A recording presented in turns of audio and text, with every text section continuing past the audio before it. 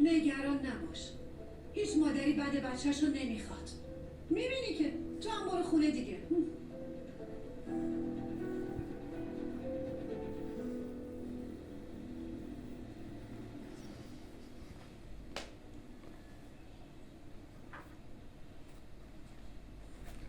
نه این پتو کوچولوها واسه ازش بخرم.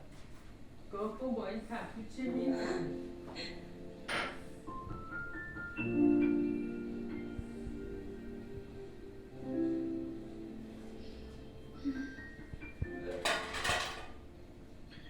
خیلی دلم برای تنگ شد. بدون تو کار کردن خیلی سخته علی.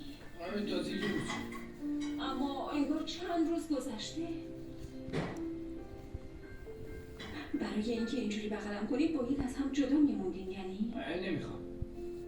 پس من چند روز برم مرخصی ها؟ آخه تو وقتی دلت برام تنگ میشه خوب میشه. این خیلی فکر بدی. نه بازی یه کوچیک و شیرین برای رابطه ها لازم و پیش میاد.